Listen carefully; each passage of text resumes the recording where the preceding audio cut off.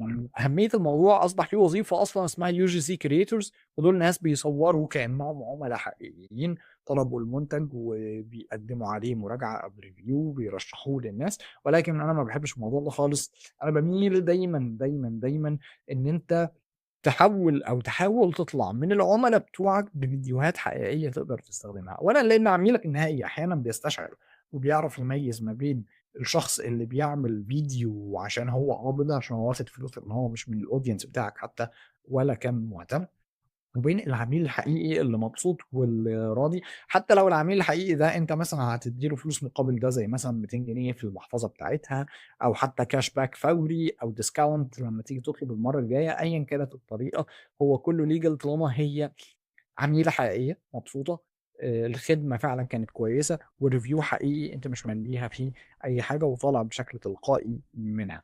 لكن إن أنت تجيب حد وتدفع له فلوس، هي من الناحية الأخلاقية مش ألذ حاجة. ثانيًا بتتحس وما بتبقاش لذيذة. ثالثًا هم أصلًا كمان ممكن يكونوا أغلى في بعض الأحيان إلا لو أنت بتستخدمهم عشان هم بيعرفوا يصوروا مثلًا بشكل أفضل أو كده.